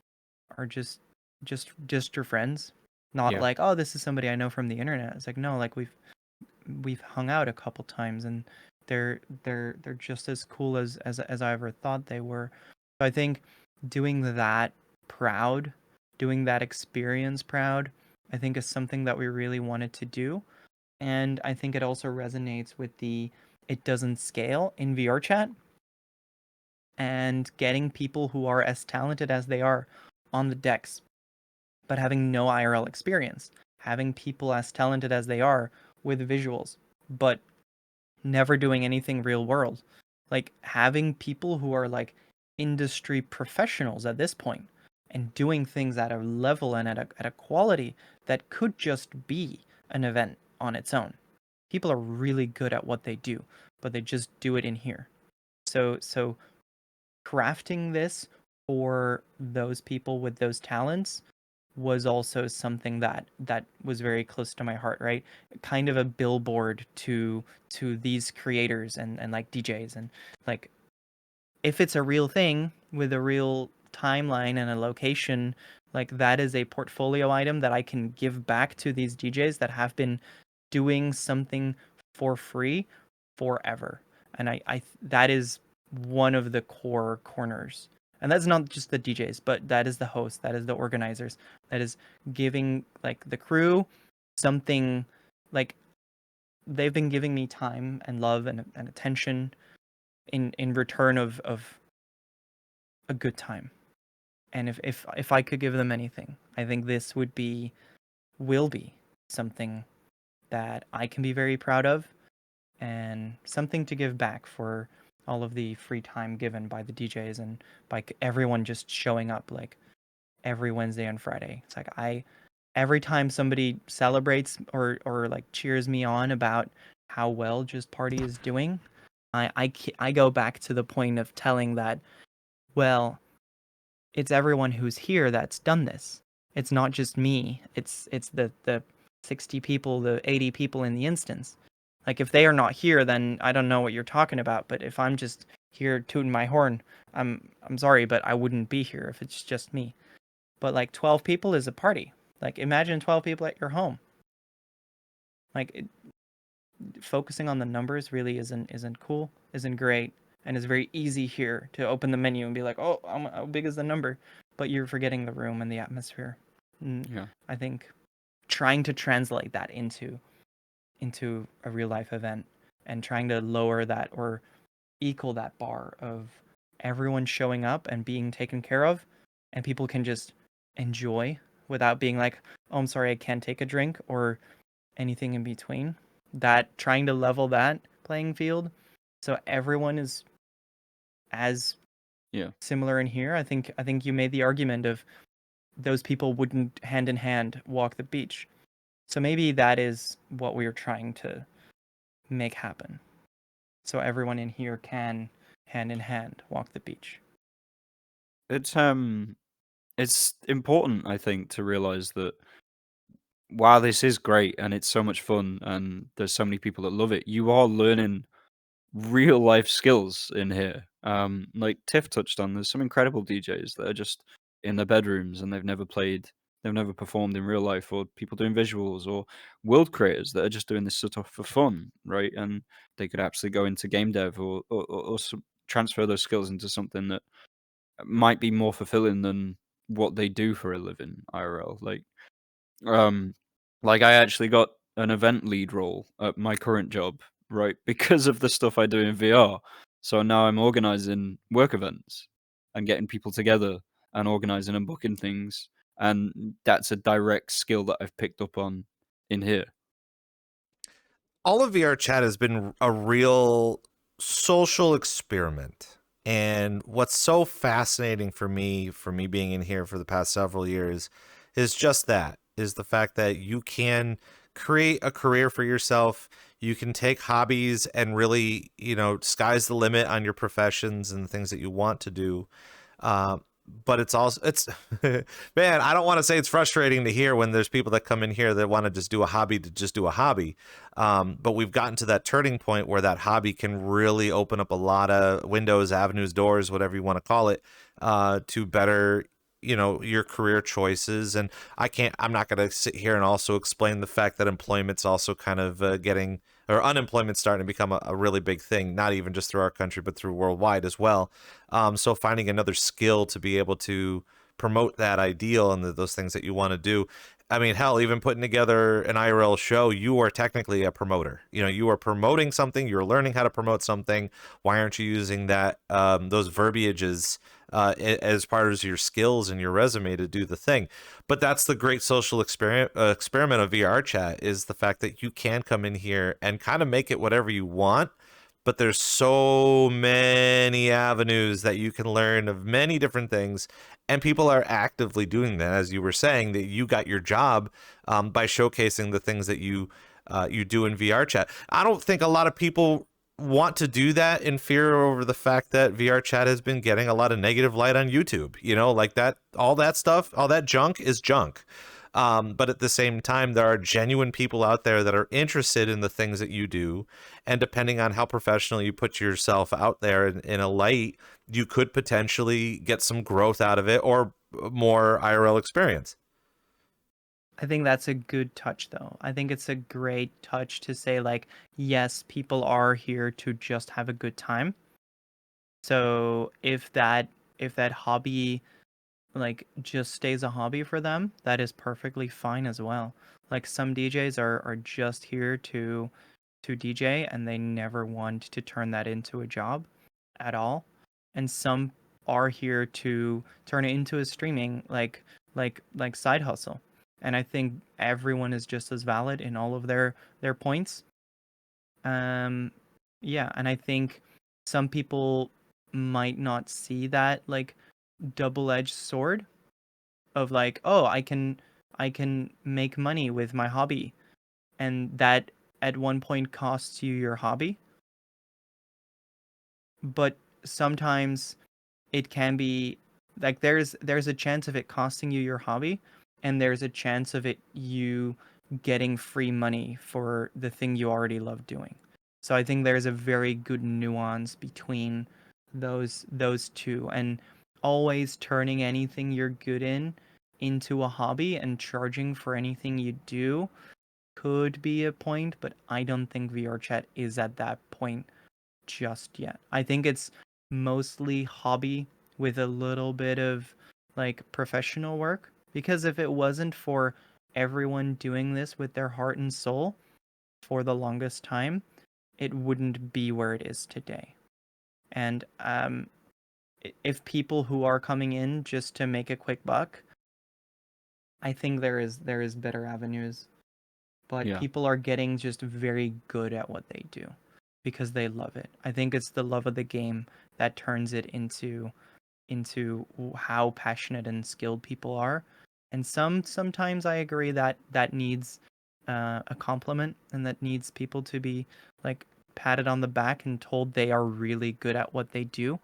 And if they want to do that they do see an opportunity, and maybe there should be a path for people to grow into that professionally, but just as easily, like people to just stay on the ground level and just fucking enjoy the ride. Yeah. Both are valid. When you're talking about that, and Rob, you mentioned like the VRChat social experiment. I might be talking I might be talking rubbish here, but you might agree this thing, if you allow it to, can be a social incubator. You can meet so many people and so many different types of people from all sorts of background and walks of life. You can really figure out quickly who you want to be. It's like a second chance, right? It's like like you said, a get out of jail free card. You come in here and it's so different from. I mean, I wasn't really part of online communities before, but um, it's so different from everyone that you've met IRL, right? All of a sudden, you're just a stranger in this world, and you have to figure out who you want to be, like all over again. And for a lot of people, I think that's like a second chance. I think VR I think VR has this different thing to any other online community where if you were to look at um, an online post, say it's uh, on X, on Blue Sky, on some forum or whatever, then you will see basically the rear end of another car, and you're so upset that they didn't get through the red light because they're just this emblem and this icon and whatever. Why are you so like different than I am about this opinion? Because situation, right? It'll be very easy to be negatively inclined when it's all flat. And in Yeah. VR, Dehumanized. you see that there is another person, and you can like that wall of having that layer in between where you're talking to the person inside the car and not about the stupid Volvo that wouldn't move. Like it's fine. All of a sudden, it solves itself in some magical like cortex way. And I think that's where uh, VR has this social VR has this advantage over like a just a Discord community, or it's very easy to get this like quote unquote cult like it's not a cult experience in here because people realize that the strangers on the internet are very similar to them, and they're also just people, and everyone just resonates very easily without needing to go into very deep depths. And I think that's focused really well though in let's say the music community and some other communities that are in here. I wouldn't say it's as focused as you're saying in, say, a public lobby, right? Depending on where you go. But I mean, I go to public lobbies sometimes, right? I'll just dip in. And then maybe not a black cat or a great pug, but if a public lobby catches my eye, I'll hop in, right?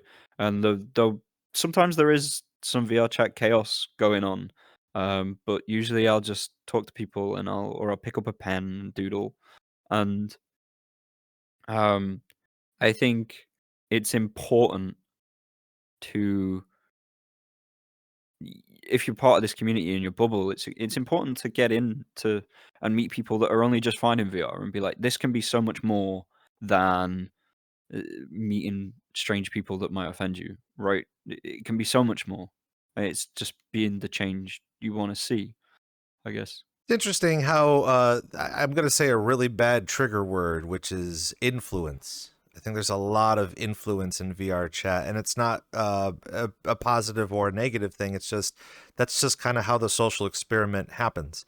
I think a lot of us, when we get into a social scenario, whether or not we're going out to get a bite with some friends, or go to a convention, or even just hang out in here, but one of the things I think a lot of people forget about is we are a recreation of a little bit of every person that we interact with.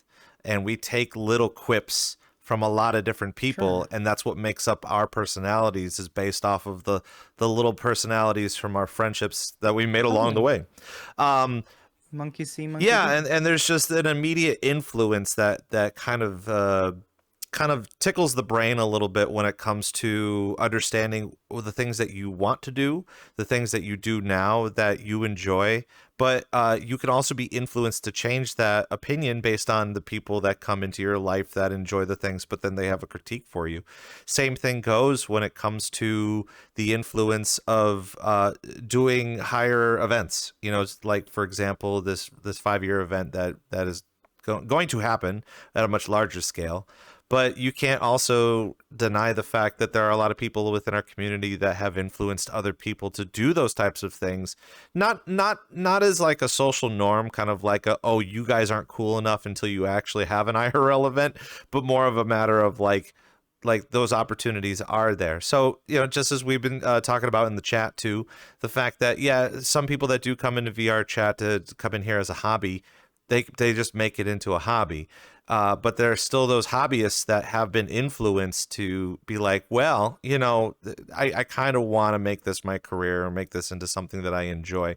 And that's one of the tough pills to swallow in VRChat alone.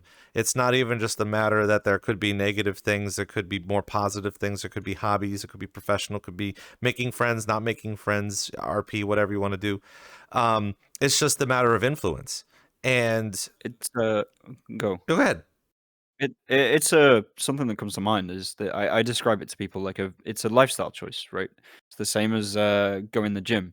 You have some people that have a gym membership and they'll stick headphones in for an hour, do their workout and leave. Or there'll be people that get involved and become a personal trainer and or run dance classes or exercise classes and make it their thing, right? There's no right or wrong answer. It's just the same lifestyle choice being expressed in different flavors. Yeah, but you can't help but think too much that you have a dude who's like a meathead and he's got big old muscles and he comes up to you and he goes, you can have these muscles too, and you can't not say that you haven't thought about having those muscles before you went to bed. So there's the influence right there. It's just like, yeah, some people go to the gym, but they're also going to I see your be point. like, you know, I used to be scrawny like you, and now you can be big like me. And you're like, well, I probably could do that. That seems like a thing to do. Yeah, I think I've seen that in like go. a very social sphere in here. I've seen people who basically like the beauty and the like ugliness here can be where we have the ability of joining an instance, giving a social cue a shot, and then if it fails, you can just join a new instance and try again. It's like you can brute force what you want to portray as, and then learn as you go. If you do that at your local pub, then you get called a name and you are stuck with that for the rest of your life. And I've seen people turn from like a introvert, like one of the most introverted people I know, into the biggest social butterflies in here in like 3 to 4 months, and they have been enjoying life more than ever before. I think just that quick trial and error of being able to just shuffle through people and give your social cues a shot, I think is just something that VRChat has and other social VR probably has, that one-to-one interaction that maybe you would have if you were more social and outgoing and just going around and like finding a bunch of people and being like, oh, oops, well, these people don't seem to be okay with me. Let me just go over to the next table. But if you've never done that, and I think a lot of current generation hasn't had that time, because from the time you're born, you're on rails all the way until you finish high school, and now chop chop, go figure it out, go be a taxpayer, do nice. And I think that it's not a magical solution for anything, and is not something that no one has ever had before, but I've seen people in here become twice the person because of this. I agree. Doesn't mean there isn't a negative story on the other side of this coin. Yeah. I call it the flip, right? You have these new people come in and they're just trying to find their feet and figure it out.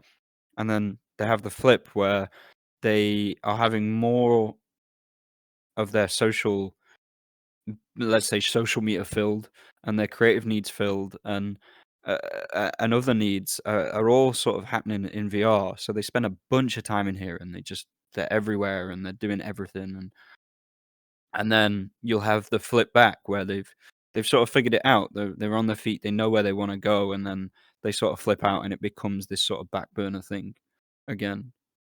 Trying on masks. Yeah. Trying on masks and seeing which one feels the best. Yeah. And then becoming what you look up to, I guess.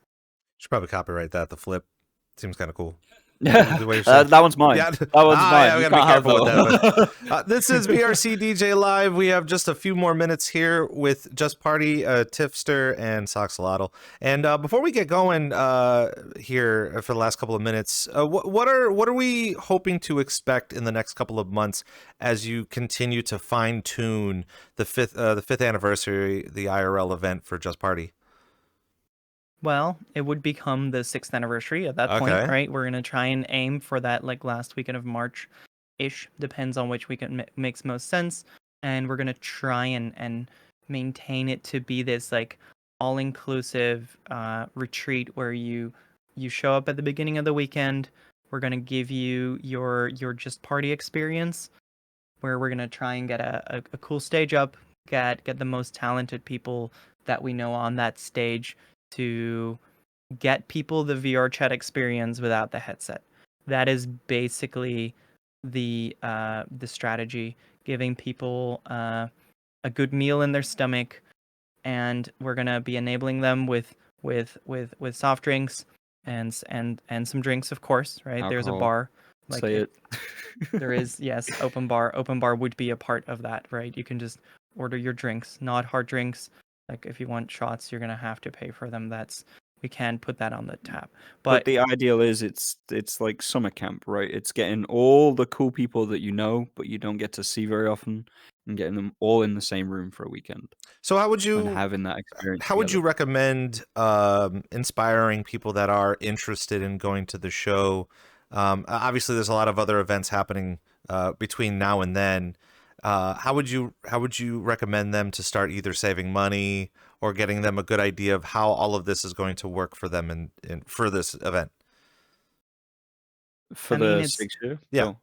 I would say it's all still very very gray. We've got a very clean view of what we have put down for the 5th, right? All of those like blueprints are in place, and we could just move that 6 months, and then I can tell you exactly what we plan to do. But as we have learned, is we will also in the coming months do like some votes. Like Just Party grew up with doing votes for the world. Where do we go this Wednesday? Like this is something that totally will come back, and for the 6-year anniversary, we will do votes on where is your budget for drinks? Yeah. Where is your budget for food? Do you want a 3-course meal, or do you just want fries and something like where are we putting a realistic picture down?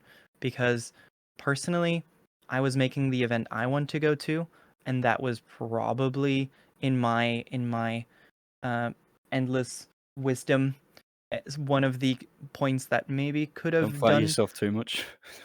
No, I'm not saying. I'm just saying that. I'm just saying that tunnel visioning to something I want is maybe not something that other people want. So it wasn't a flatter. It was more of a making a painting I love doesn't mean that the world loves it. I think that is something that we will learn, and I think votes will go out to align budgets and expectations coming up to the event, and then we can hone that price and what people get out of it.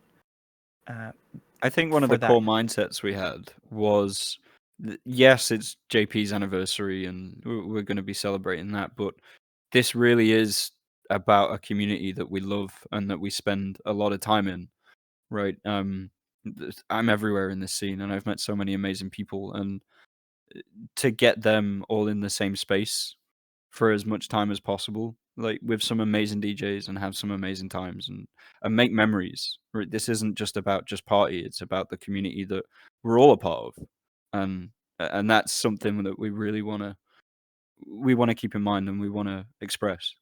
And now that you've stated about the community, I know one of the last couple of questions that I usually like to ask at the end of every show, without any sort of bias or popularity based on your behalf, but we always ask our guests to kind of give us their top 3 VRChat DJs that we can look forward to in the future.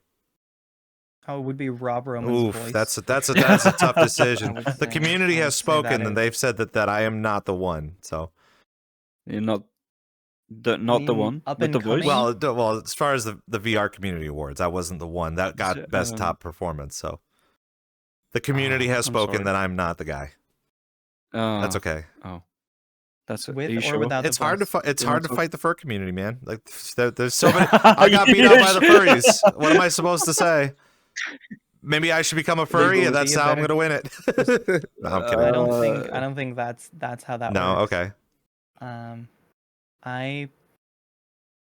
Are we talking up and coming or like a long time? I would just like, say some, just your top 3 to kind of showcase for people to go and check out. Oh, that's such a hard question. that Like, is what are you looking for? I mean, can I go? Can I run Go on for Can I this do for a it? little Mom, bit? can I do it? Yeah, because fuck. I mean, I love Vamp. Like Vamp sets, you never quite know what you're gonna get. A really experimental bass, Japanese house, right? Jazz. It's a really big talent. I think number 2,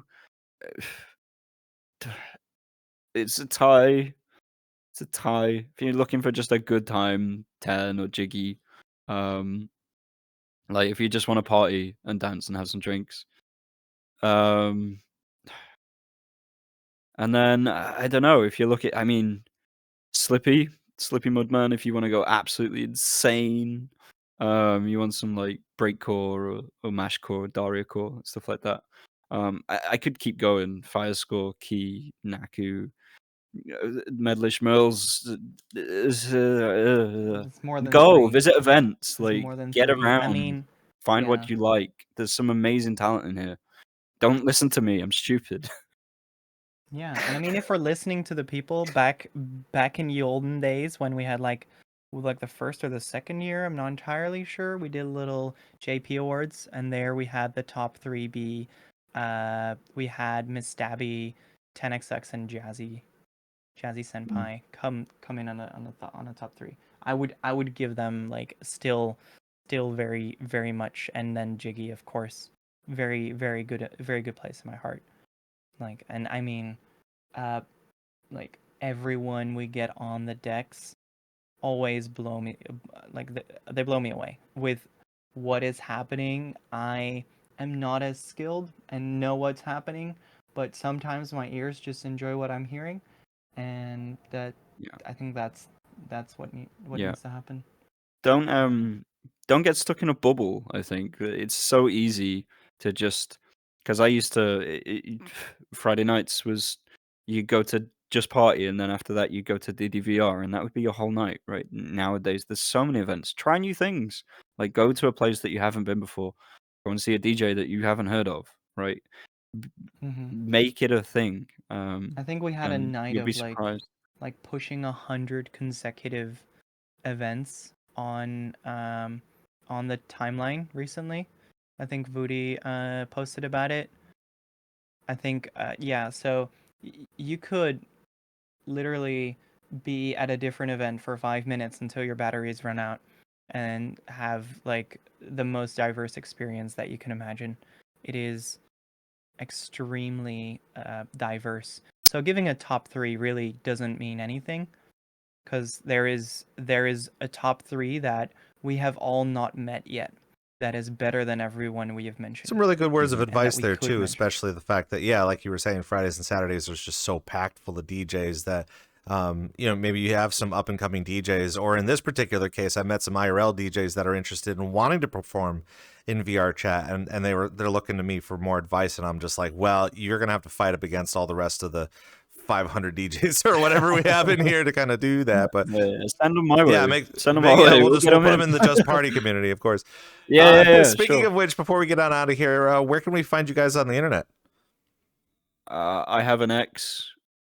I have an X think- account. Yeah, I think we and do a stuff Discord. on the socials, but otherwise join.justparty.club gets you into the Discord. Just say hi and that you got into here through VRCDJLIVE, and then we'll get you in there. We've got a little gate set up to make sure that whoever's joining isn't a bot selling you VRChat skins or like crypto. I don't know what the current scam is, but we try to keep it a little bit. See, gated. there you go. Now you guys have the ends with VRCDJLIVE. You just tell them and how awesome you are to be here and know how to join in on the party, because it's a Just Party party. Just a party. It's just a party, yeah. But guys, I want to thank you for coming by for a wonderful time. And of course, there was a lot of things that I was hoping to discuss, but we just ran out of time. So I'm hopefully would love to get you guys back on the program at some point in time, especially as you continue on with the 6th year anniversary. Yeah, Yes. we'd love to. Perfect. Well, guys, thank you again for stopping by. And for those people that are watching at home on Twitch or the VRC DJ Live, of course, we're going to have all of the highlights and replay for you up on YouTube at VRC DJ Live. And our usual, we really love to have you here. Of course, if you're new to the channel, please follow along. And we have a new subscription thing. So if you subscribe to the channel, it definitely helps us out and our staff as we continue to make some really cool content for you in the future. Speaking of which, our next guest for next week will be Aliquim from Resumu. And she's going to come on here, and she's so excited to talk about all of the throwback stuff and all the stuff back in the day and history and stuff like that. So if you're into that sort of thing and understanding all about Resumu and all of their journeys throughout the entire VRChat, I would recommend that you come and visit us there. Next Thursday, we have the time for you up on our socials on X and on Blue Sky. So for Tiffster, for Ssoxaltl and Just Party, and the VRC DJ Live staff, I'm Rob Roman, and thank you guys for coming by. We will see you next week. Bye-bye.